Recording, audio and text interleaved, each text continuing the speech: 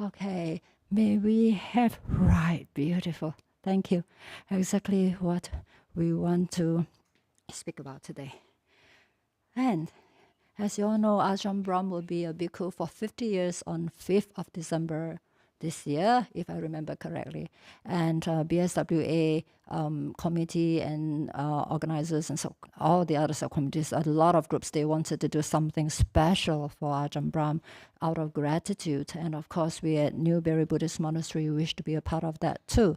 So I think BSV has organized 3 talks just for this purpose, out of gratitude for our teacher. And also today, because a Bhikkhuni, I'm also going to talk about how Ajahn Brahm has been that what I call instrumental, or I wouldn't even say it's instrumental, the main person behind the whole Bhikkhuni lineage in Australia. So before I go into that, we were all requested from BSWA to write a congratulatory message or something out of gratefulness for Ajahn Brahm. And we found this Dhammapada verse, and we thought that, wow, that really fits Ajahn Brahm so much. So I'm just going to read it, and then after that, I'm just going to explain why we interpret it in this way, okay? So, it's hard to find the noblest of men. He is not born everywhere, nor in every clan. To whichever clan such a wise man is born, that clan prospers. Dhammapada verse 193. Okay, now we thought that this is so befitting of Ajahn Brahm. So we wrote for that message to be printed as a booklet. We wrote to explain this verse. We thought that Ajahn Brahm really fits into this what I call a verse so well. So we say, dear Ajahn Brahm, you are that rare wise man born into the monastic clan. Do you all agree? Sure, 100%. Yeah. So he's that rare wise man. And how do we know whether he's wise or not? We, as the Buddha has mentioned, we can only know whether a person is wise and compassionate or having qualities of the heart only if we work with them, only if we live with them, and especially when he is our teacher, how he has shown us the way, how he actually has been a model for all of us to learn from.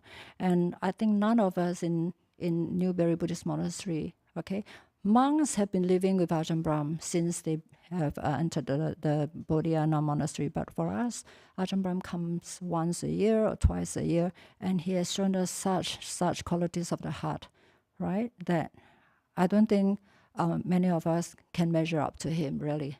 Not me, I know, not me. I'm trying my very best, but he has been such a person that I thought that we are also blessed to be under his teaching, his guidance, and of course, through his conduct. So, of course, the monastic clan, okay, when they talk about that clan, I'm not sure whether they were referring to the Sakya clan or whatever, but I was thinking the monastic clan is a clan that Ajahn Brahm has been born into. Every one of us is born with a reason. Everyone has a purpose in life here. And then, of course, Ajahn Brahm, his presence in the monastic clan is not only for just Australia, it's for the whole world. It's really the whole monastic clan, right? So that one, I think, again, none of us can deny. So transcending worldly goals and values, right? For a person with such integrity, with such virtues, with such compassion and wisdom, one has to transcend worldly goals and values. Otherwise, we'll be discriminating and judgmental, a lot of negativity. So for us to learn Buddhism, Buddhism is about what? Buddhism is all about purification of the mind.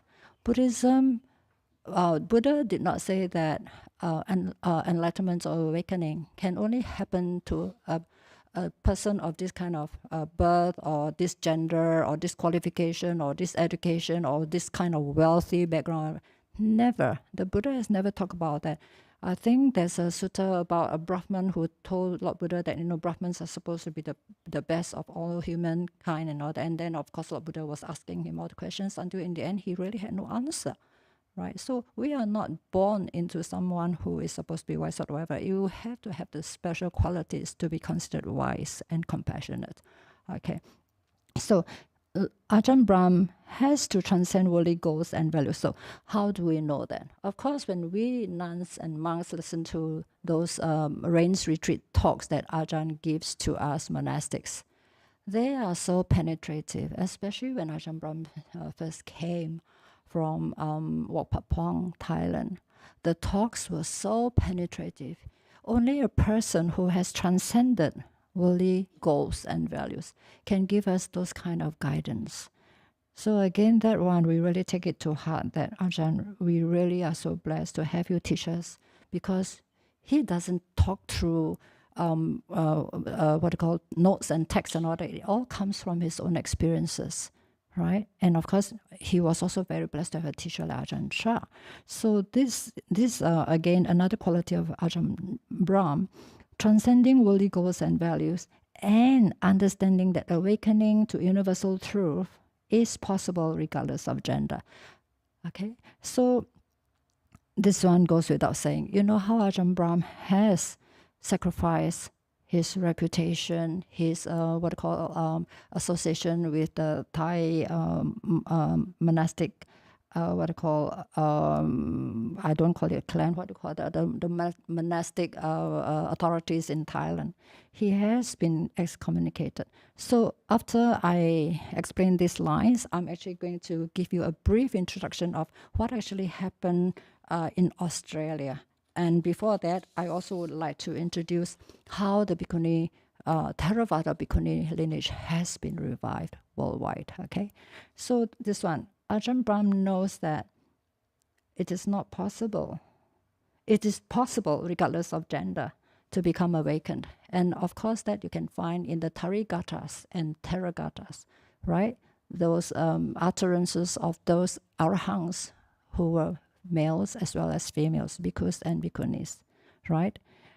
And also laymen and laywomen during Lord Buddha's time. And I'm quite sure that during our time, there will be a lot of laymen and laywomen who are awakened.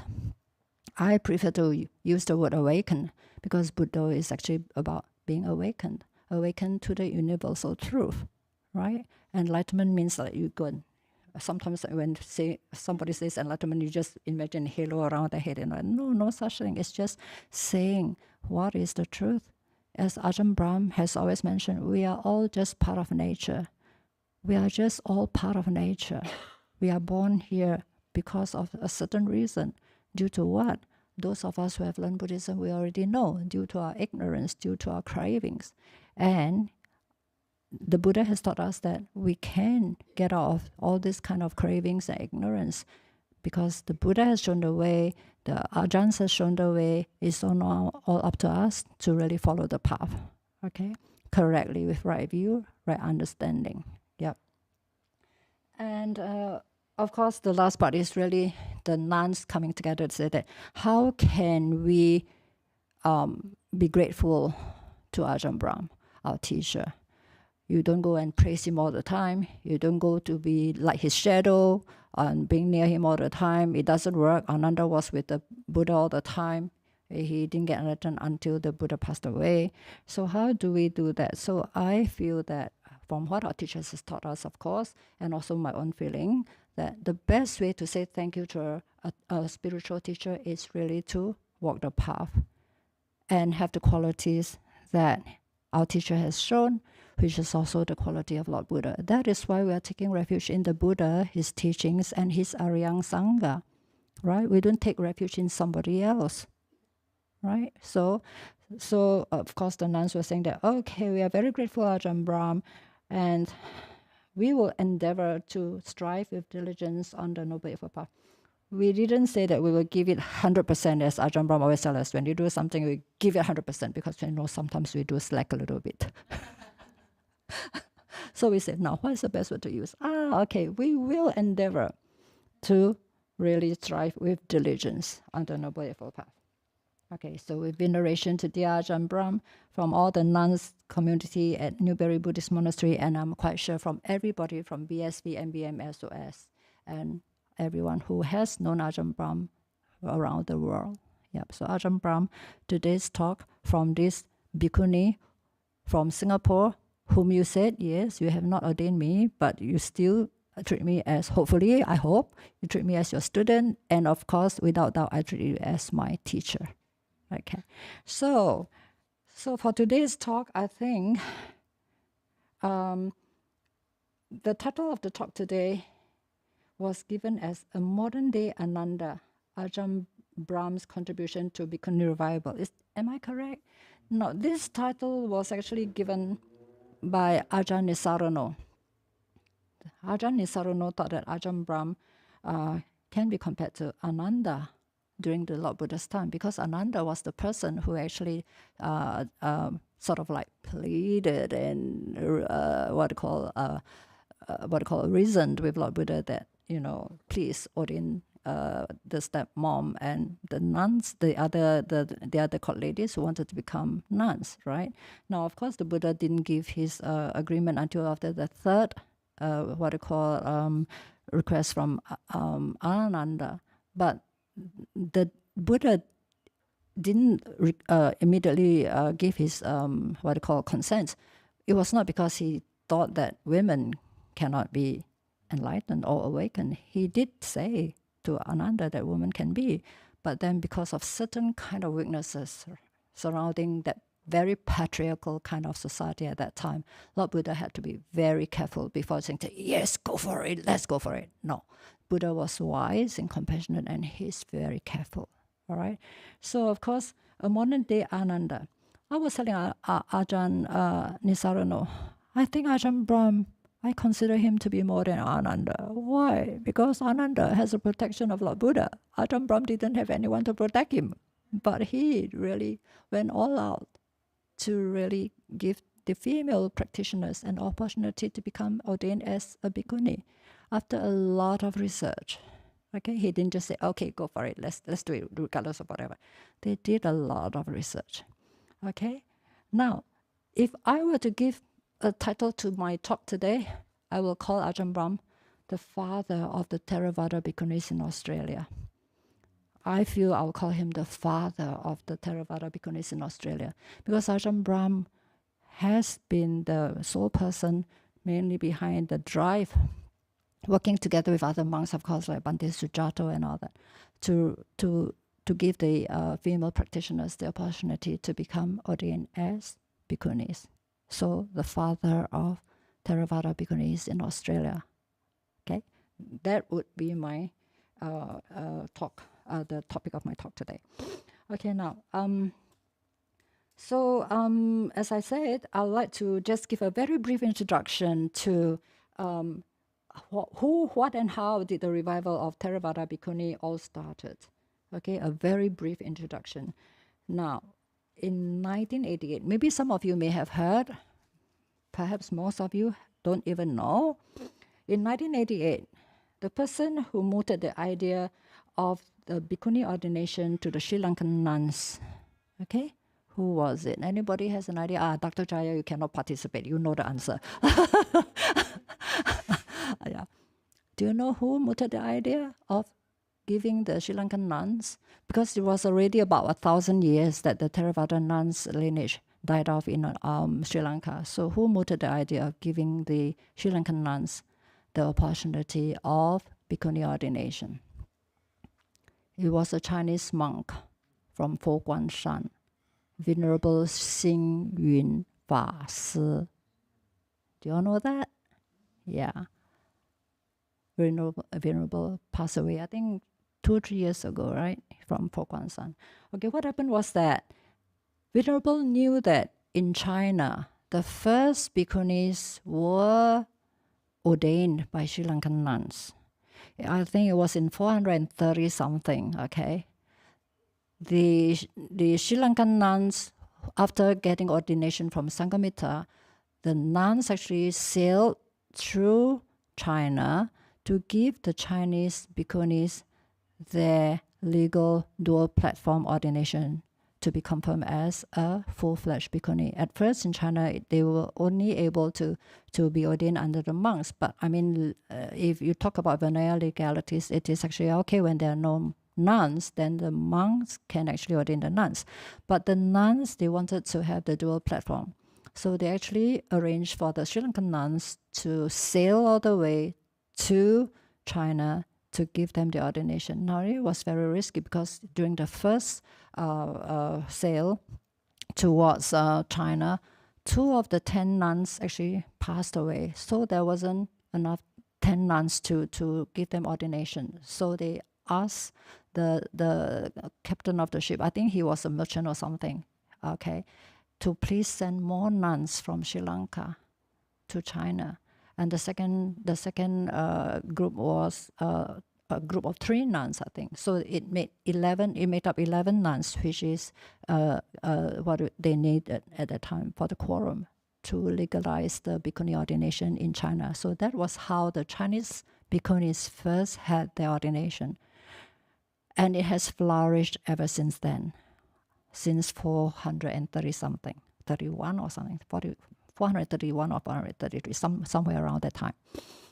So the Chinese nuns, after all this ordination, they flourished and they spread it to all parts of the what you call the northern countries. So you find it in Vietnam, you find it in China, Taiwan, Singapore, Malaysia, a lot, yeah. And I was told that actually in Sri Lanka there was some Mahayana existence there too at one time, yeah.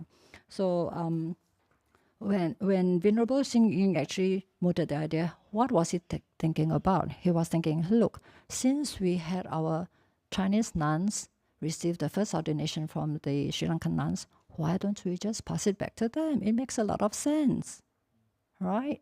So that was what he did. In 1988, right, he invited some nuns from Sri Lanka. I think Ayya Upekkha was also ordained in that group. 1988, in the Venerable's California temple called Sea Light Temple, he gave them the full dual platform ordination.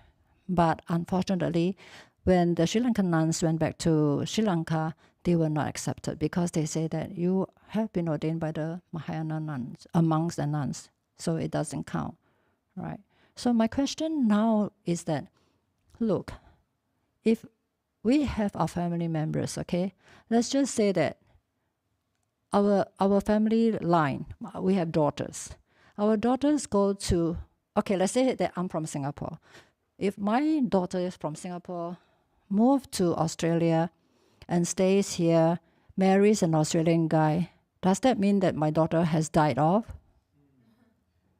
So that was how I thought, oh no, the lineage of bhikkhunis did not die off. They just went to a different country, take up a different culture. But the Vinaya rules were similar because they were based on the original Vinaya rules of Lord Buddha, the dual platform. So as far as I'm concerned, the bhikkhuni lineage in Sri Lanka may have died off, but the bhikkhuni lineage has never died off. You can just call it Vajrayana or Mahayana or Theravada, but it's still Lord Buddha's bhikkhunis. Okay, so this is the reason why there were a lot of controversies. Some were against. I mean, there were monks who were against. There were monks who were supportive, and then of course there are other kinds of controversy. A lot of books were written, and if you are interested, just go onto the internet. You find lots of them there. Okay, now so in 1988, okay, the nuns were ordained in Silai Temple. Okay, and of course, Ayya Tataloka, she also mentioned that in one of her articles that she actually saw the groundbreaking 1988 Bhikkhuni ordination of Theravada woman there. Okay, and of course, given by the Mahayana monastics. All right. So there are lots of articles online. You can just go and research if you're interested in understanding how the revival of the Theravada Bhikkhuni actually came about. Now, again in 1996 and 1998, with the help of Mahayana monastics, 2 more groups of seminaries and Silamatas were ordained first in Sarnath, and in that group, 1966, I believe Ayya Kusuma was one of those who were chosen, because at that time, Ayya Kusuma and who is that, Ranjani De Silva, they were in Sri Lanka fighting very hard to get the revival ongoing, and there were some bhikkhus who were very supportive of the idea. So Ayya Kusuma was sent to Korea to do research on the Venerables, all right, on how to legally ordain females. Okay, so while they were, while she was in Korea and Ranjini was in Sri Lanka, one of the monks actually telephoned to Ayya Kusuma. At that time, she was just a university lecturer. Okay, she was doing a lot of research, and one of the monks actually called her and said that, "Hey, look, the group of nuns selected from the Silamatas, they may not be able to have that weight to face the challenges of being bhikkhunis. We need someone of your caliber to become a nun. Are you happy to become a nun?" I think she was already in her 70s, I believe. And the monk actually told Ayya Kusuma that if you don't want to become a nun, the whole thing is off. So she was in Korea doing all the research, and she was like, "Oh, no, please, whatever it is, I'm happy to become a nun. Just please, Venerable, please continue with it. I'm happy to be a nun." So that was how Ayya Kusuma became a nun. Now, if you want to know more in detail, please log on to BSW's website. We have Monk Jack interviewing Ayya Kusuma and Ranjani when they were here in BSW, I think 2013. Ayya Kusuma came and stayed with me in Sangamitarama for 1 month. And we thought that, hey, the two most important characters are here reviving Sri Lankan Bhikkhuni in Sri Lanka. Why not let's have an interview with them and hear straight from their mouth? And it was done. So Mang Jack was the one interviewing them. It was recorded here. I think Mang Jack was the one doing the recording at the same time. I was just sitting at the side giving whatever kind of assistance. And I think the title of the video is called "The Resurrection of the Theravada Bhikkhunis in Sri Lanka," something like that. If you want to know more, you can actually log on to that. Okay. So because of all these gradual stages of a revival, okay, in USA, in Sarnath, in Bodh Gaya, 1998, there was another one in Bodh Gaya, and that was very successful because I think at that time, because Ayya Kusuma was able to really translate and do all the necessary kind of preparation for them. And also the Sri Lankan monks also went over to India to give another confirmation to the ordained nuns at that time in Bodh Gaya. They also brought with them, I don't know how reliable it is, I heard that they actually brought the brown robes and the bowls and all that, give them another confirmation. So when they went back to Sri Lanka at that time, they were very well received, and they have been living as bhikkhunis since then. So we have no idea what happened to those bhikkhunis who were ordained in 1988. Did they continue to live as bhikkhunis?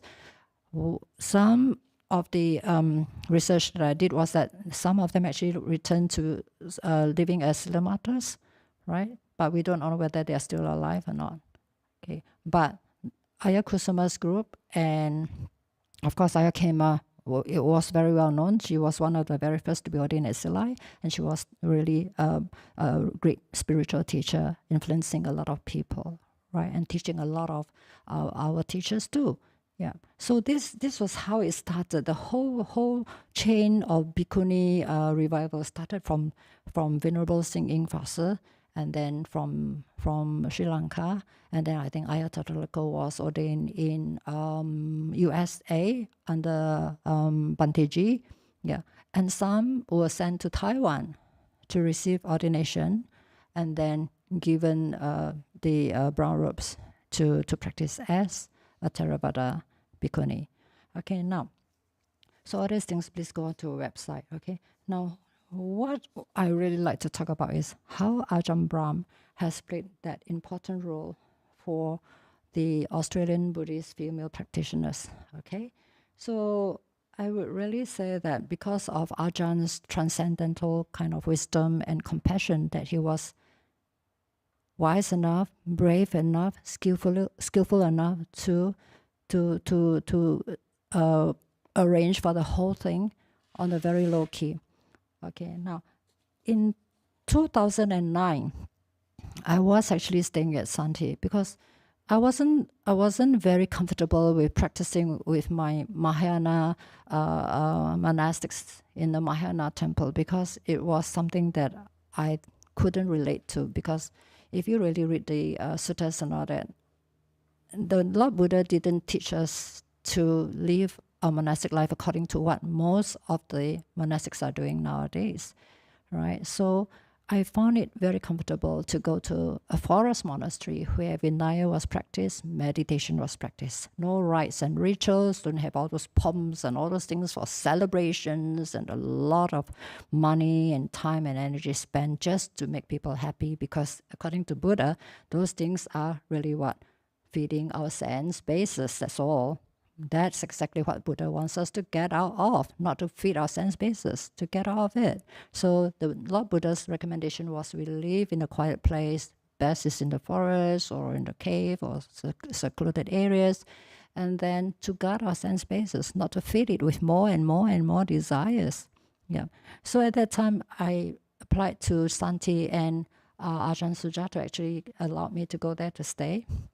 And when I went there in 2009, Ayya Seri, one of the 4 nuns of the Australian group of 4, okay, who was first ordained, Ayya Seri was already there. And of course, with her limited Chinese and my limited Chinese background, we were helping Ajahn Sujato to read into the Vinaya books. And of course, because I was already ordained as a full-fledged Bhikkhuni, I was able to fall back on my ordination, and also showing Ajahn Sujato, this is the ordination certificate. We have so many Bhikkhunis, so many bhikkhus, all the witnessing bhikkhus and bhikkhunis, what has been done.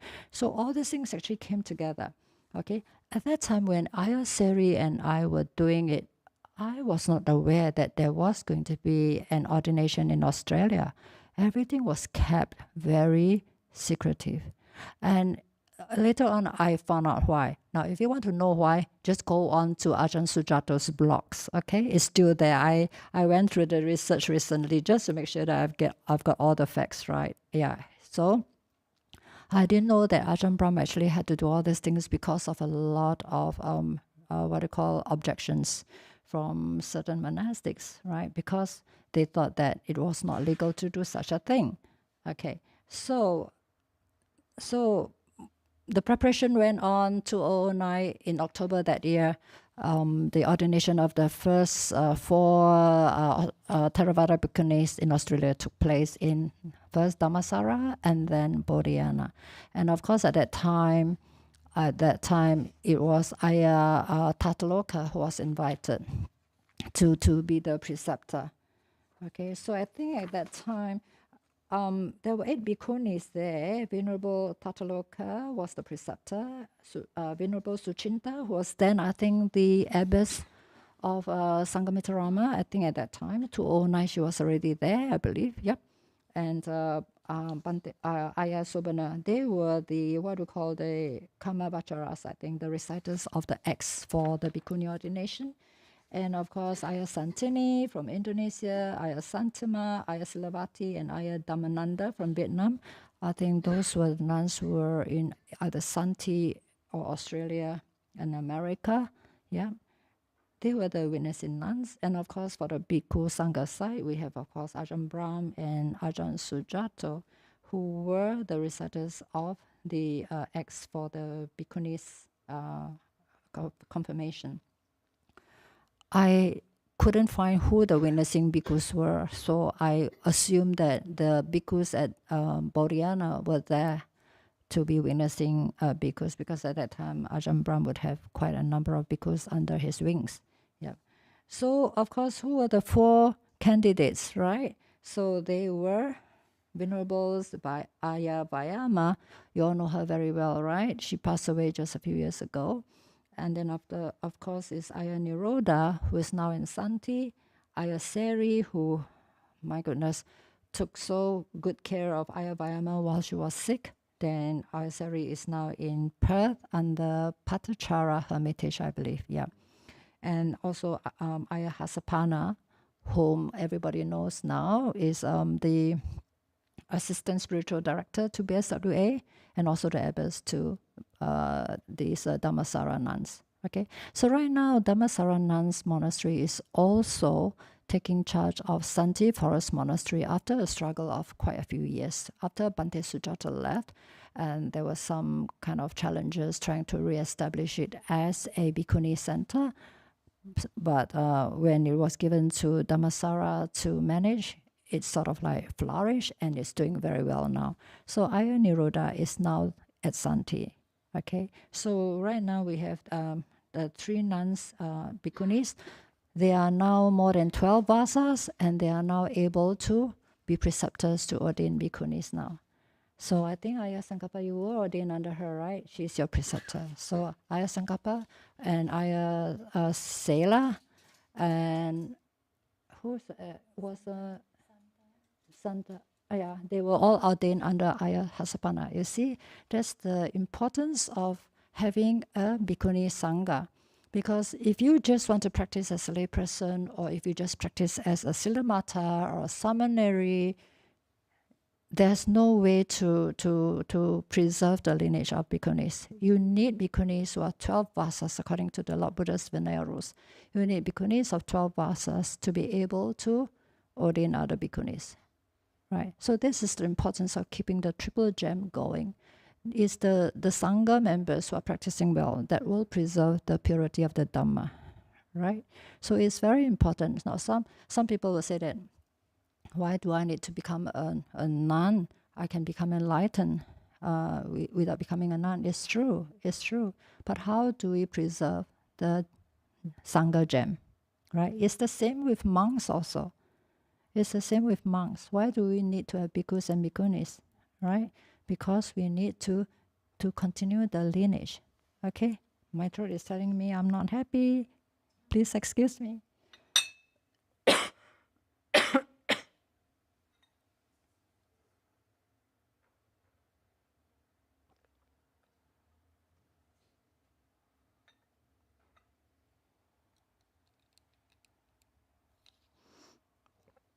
10, 13.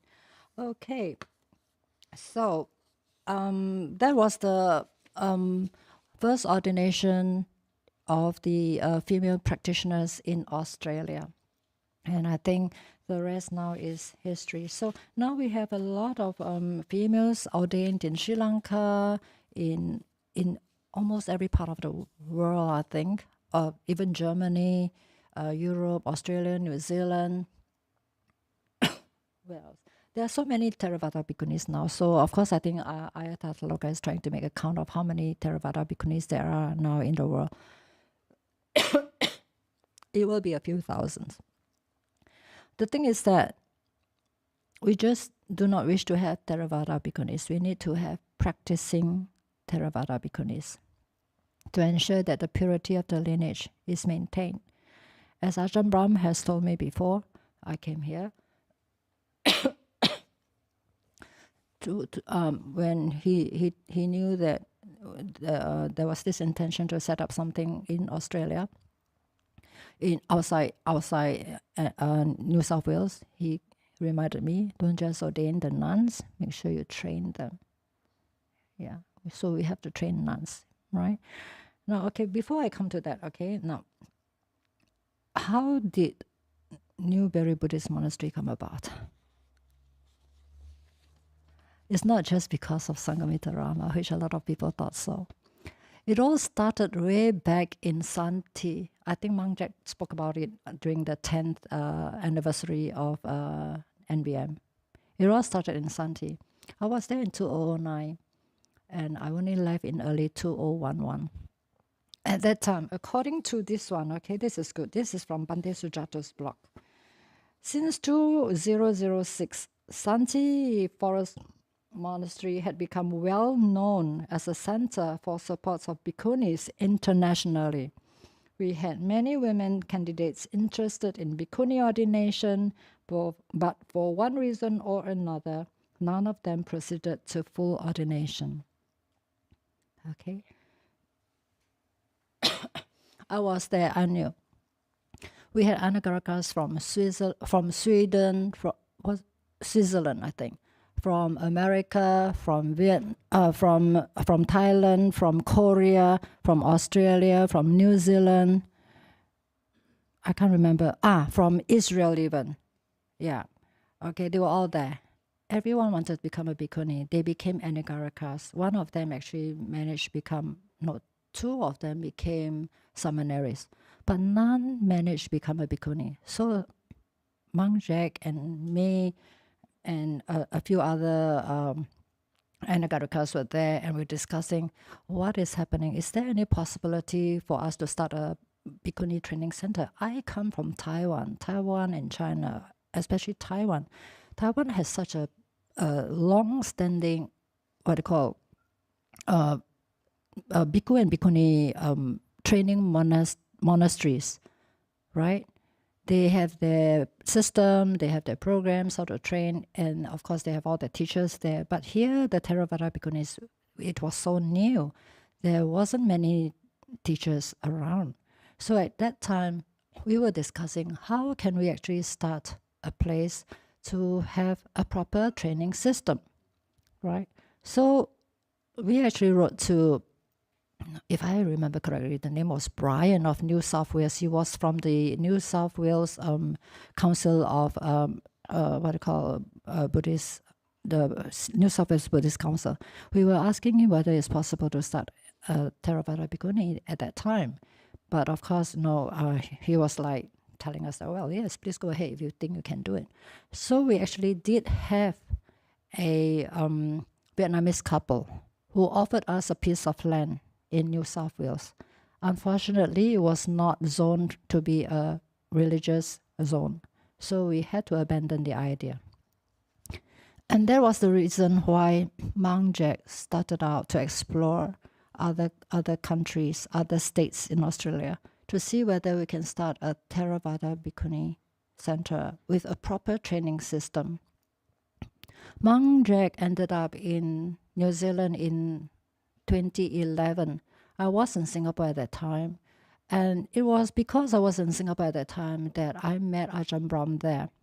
Okay, now I've met Ajahn Brahm way before. When I was a layperson, he was already invited to Singapore to give talks, and we were also impressed with how he practiced the Venerals and how he actually was able to sort of like give very what do you call that? Very humorous talks, but very good teachings with good advice and all that. So we were all very taken in by him. So later on, when I was a bhikkhuni in Perth, I actually met Ajahn Brahm in Perth too. Yeah, so they were all just very short meetings, a few words each time, just a few words each time. So when I was in Singapore in 2011, I went to one of Ajahn Brahm's talk in Singapore Buddhist Fellowship. I was telling Ajahn Brahm about our plan to start another Bhikkhuni center with a proper training system and all that. And Ajahn Brahm said, oh yes, this is good. And he was asking what our intention was. So at that time, we were thinking of like South Australia or something like that, because we wanted to go to a place where there was no Theravada Bhikkhuni at all. And of course, during that time, we already know that Victoria has Sanghamitra. We knew that. So we thought that, well, there's already one in here. So why not let's try another state? But Ajahn Brahm, I didn't know that Ajahn Brahm was actually the spiritual advisor here in Victoria, BSV. So after exchanging some words with Ajahn says, why don't you try Victoria? Victoria? Yes. And that's it. That's it. Just a few words. Victoria? Okay. So I emailed to Ajahn, to Monk Jack. Monk Jack, Ajahn Brahm says, try Victoria. I think that was why Monk Jack finally arrived at BSV, if I'm not wrong. I think Cora was the president at that time. Cora. Was it Cora or... I can't remember. I think it was Cora. Someone... Dr. Jaya or Cora or Padmini, I can't remember who. Yeah. So Monk Jack finally came to BSV. And of course, with his presence at BSV, he started to talk about the idea of finding a forest monastery and all that. And I think it received some very encouraging kind of response.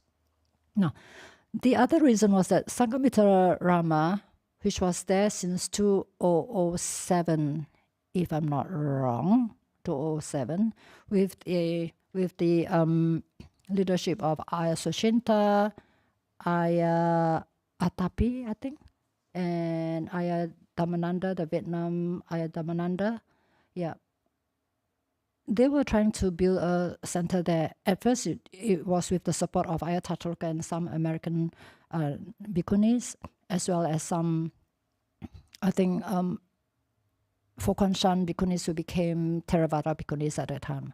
I'm not involved in those periods, so I don't have a very deep impression of what actually happened. I only can refer to newsletters and photos that I've seen while I was in Sangamitarama. So Sangamitarama was more or less quite well established at that time.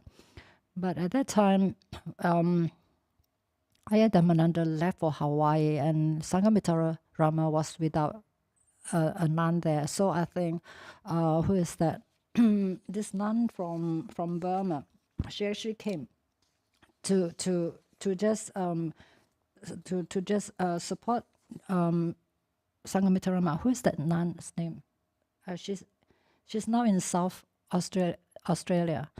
So she came in for a little while, and of course at that time, it so happened that there was one lady, Priya Peters, if you remember her. She's now Ayya Janti. She's now staying in Dhammasara. Priya at that time applied to Sangamitarama to be trained as a bhikkhuni, but there was no bhikkhuni there at Sangamitarama.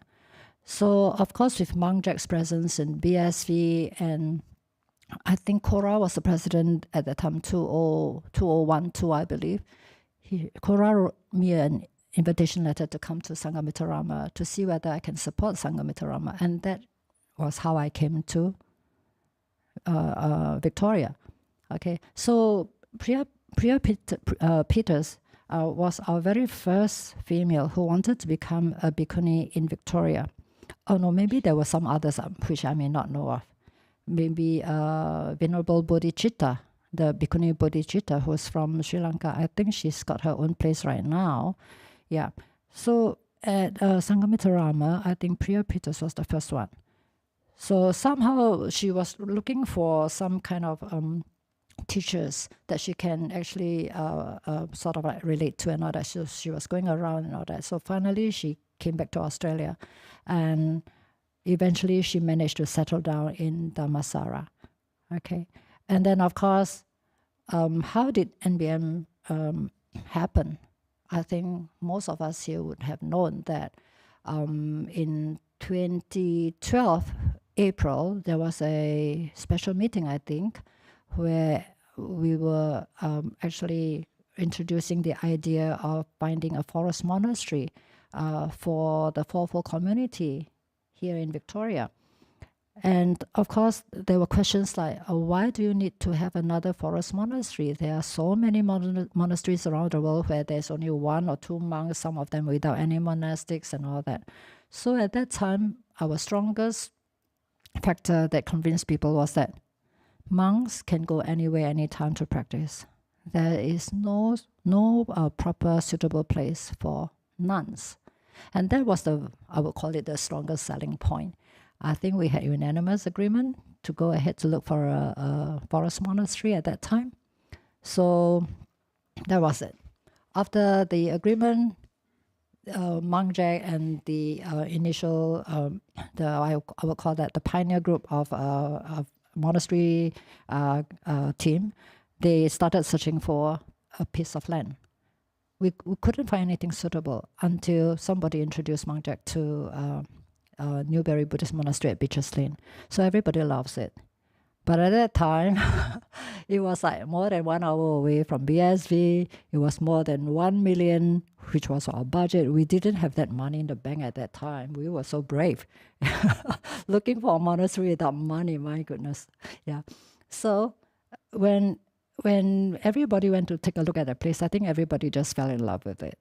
So, of course, we also had our Singaporeans devotees who came over because at that time they were so supportive of Ajahn Brahm. Anything Ajahn Brahm wants, they will make sure that they can contribute.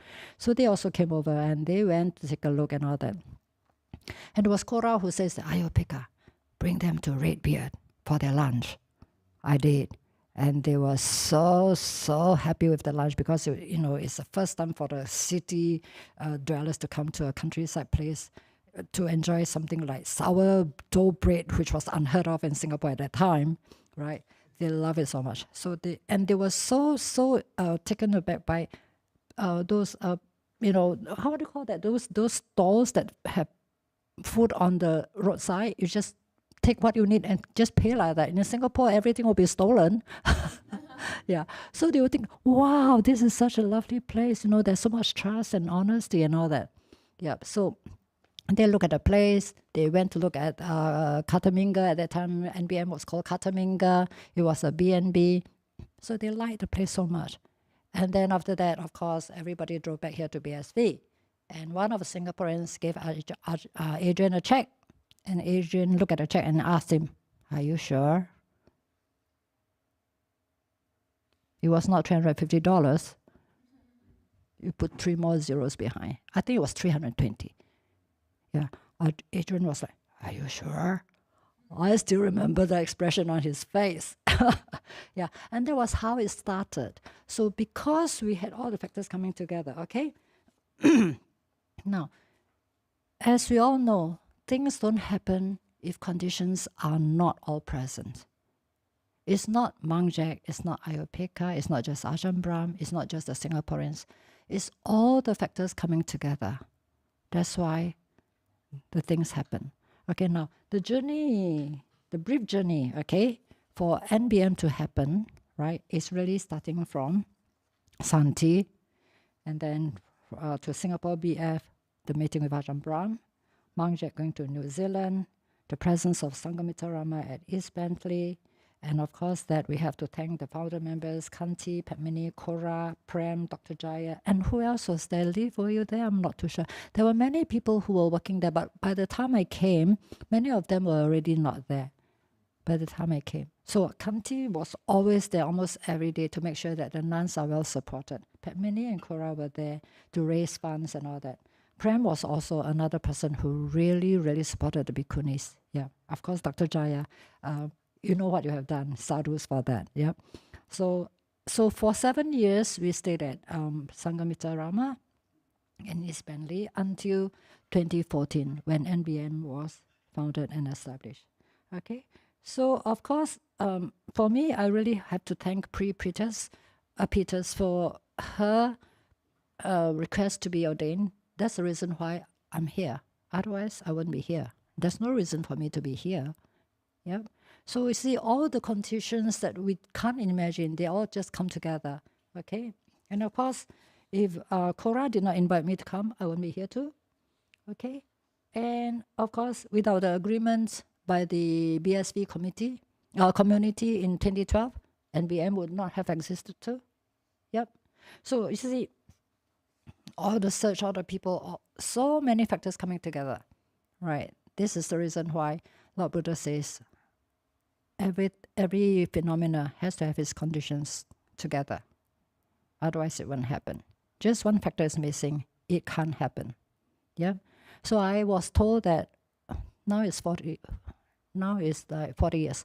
When we actually successfully bought the place for Newberry, one of the community members told me that, oh no, I think even Alfred was mentioning that way before, I think 30 years before, I think there was this idea of BSV to find a forest monastery, but it was never successful.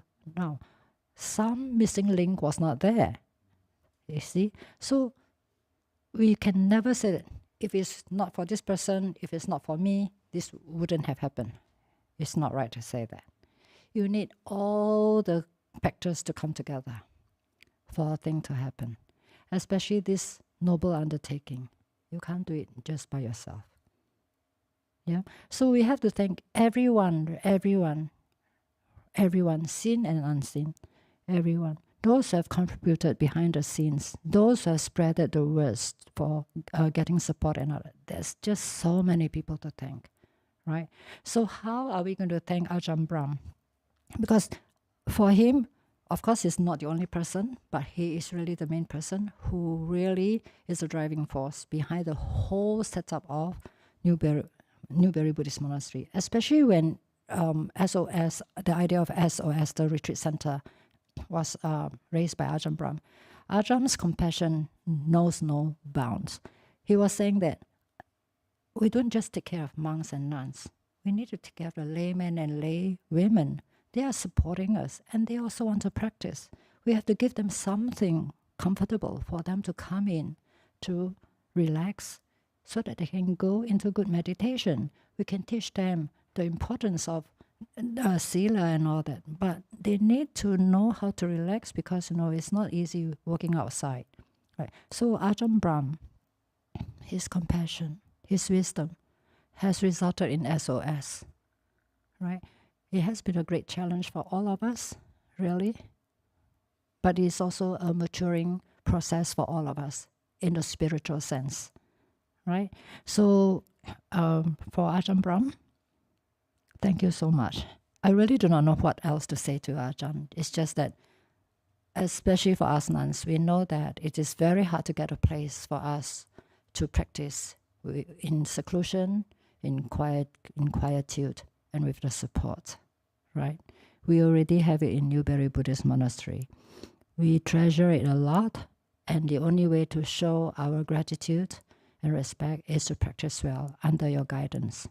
And also to all of you, each one and every one of you, we show our gratitude and respect too by practicing and to be of service. Please give us time to mature so that we can be of service more and more and more. Okay? So with that, I think I will end today's talk. If there's any questions. Thank you, Ayya, for sharing such important historical details of our community. Let's begin with questions. We'll start from the room and alternate with those online. Anyone has a question? Please raise your hand. You mentioned two platforms. What does it mean? You mentioned two platforms. What does it mean? Okay, two platform meaning, for Bhikkhunis, for females, we have to go through an ordination from the Bhikkhuni side first. Okay, and once the Bhikkhuni side is complete, then we can send the candidate to be ordained by the monks. So that is called the two platforms. For monks, they only need to go through one. But for females, since the Buddha's time, that was the practice. And that is all found in the Vinaya rules. But there is also in the Vinaya rules where the Buddha says that if there's no nuns available, then a quorum of bhikkhus can ordain the nuns. And it has happened. It has happened. Only bhikkhus ordaining nuns. Yeah. But for nuns who feel that they will be more complete to have the dual platforms, then they prefer to first go through the Bhikkhuni quorum, get their what we call one-sided confirmation first, the Bhikkhuni ordination, then be confirmed by the bhikkhus. So that's called the dual platform. Answer your question? Yep. Okay, thank you. Any more questions? Yes, there's one behind there. Yeah, somebody's hand is there. Yeah.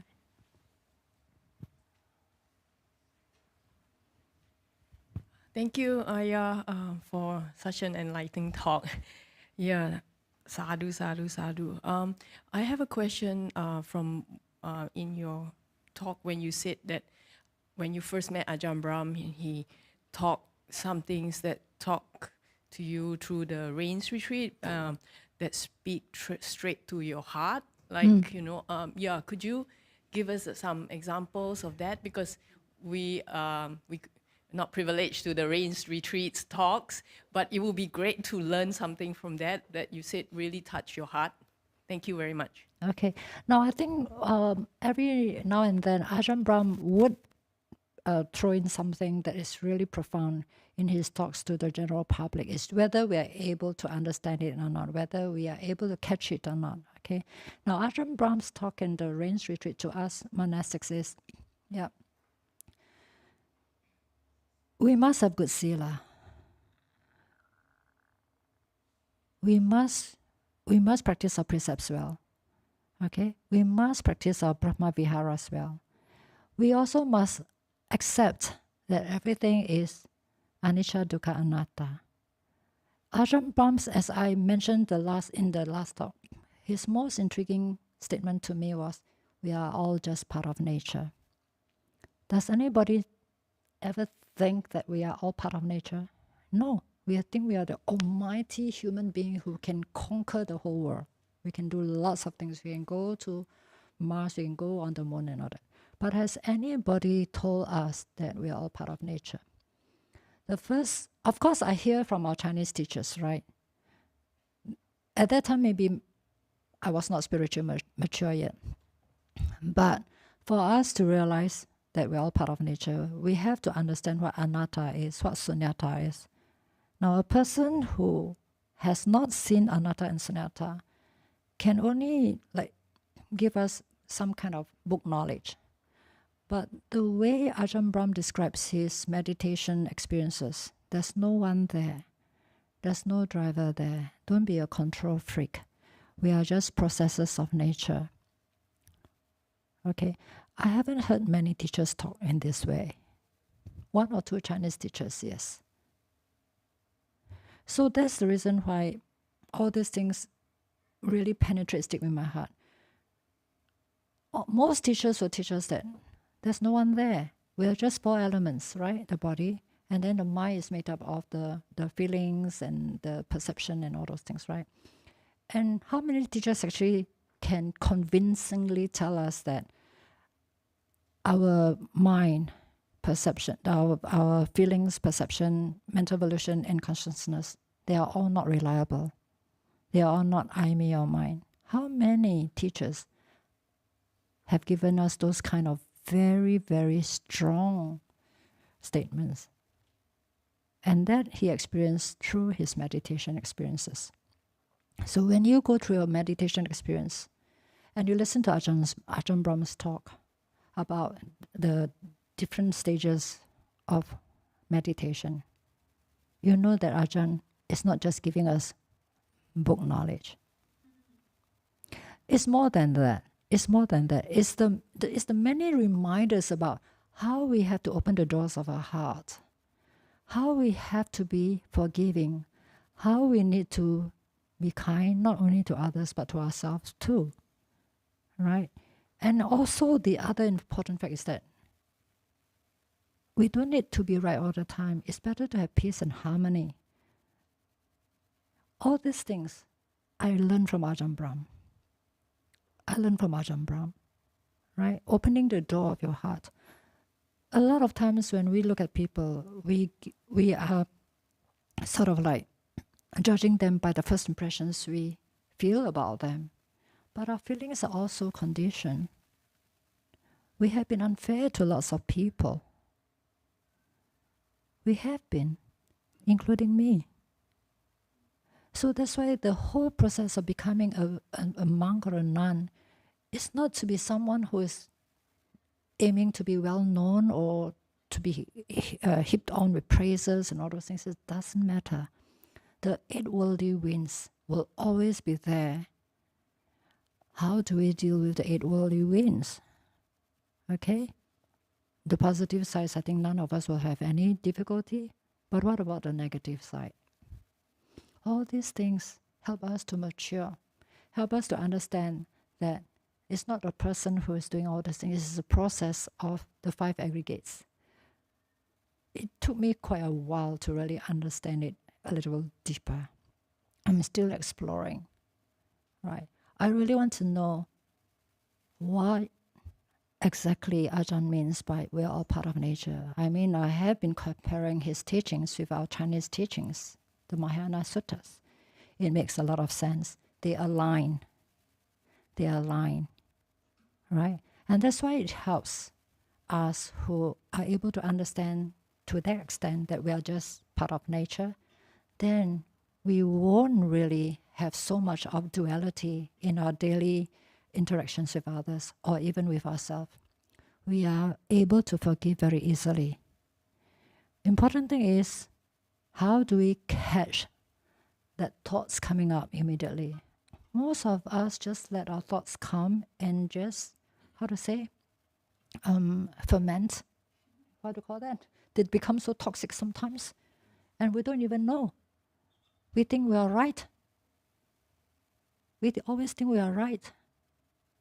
That's why a lot of times Ajahn says, unless someone is going to kill somebody or whatever, something so drastic as that. But if it's just a difference of views which you can just let go, why not just let go for the sake of peace and happiness and harmony?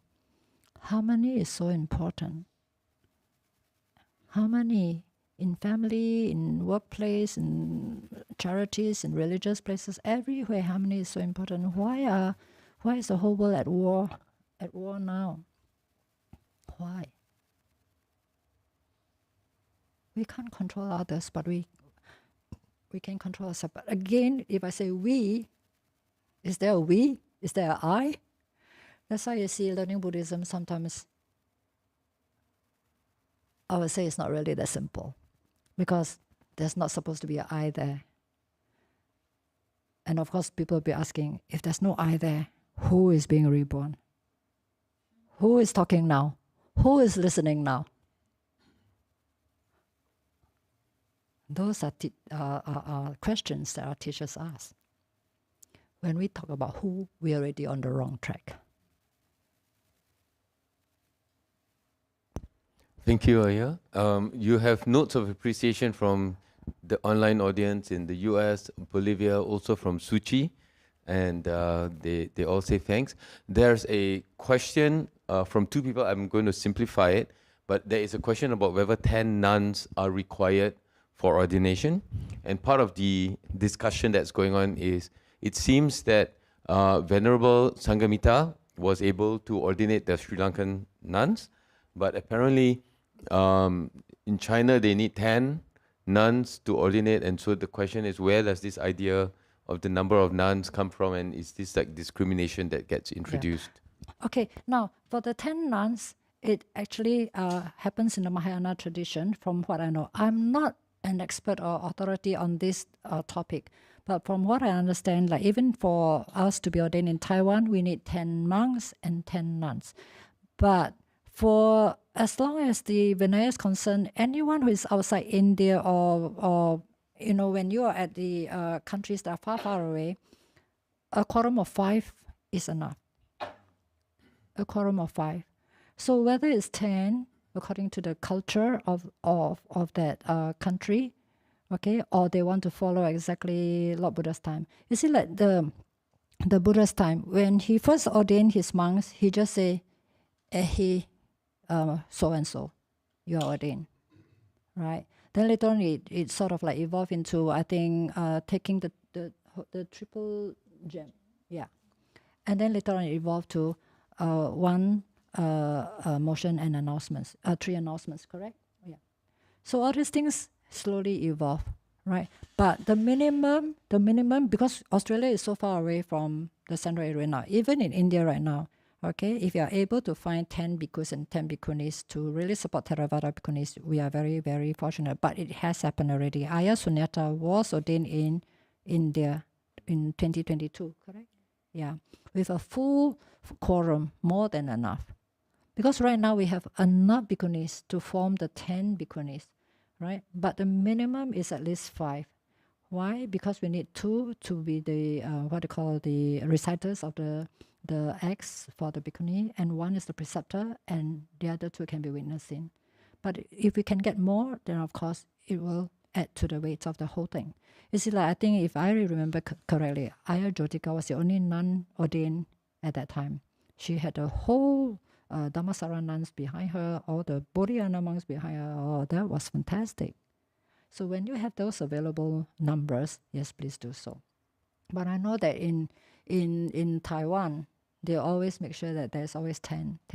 But I think that's because the Mahayana monks and nuns have already been there for such a long time. There are just so many of them. You can just go everywhere and find 10 monks and 10 nuns, but not Theravada bhikkhunis.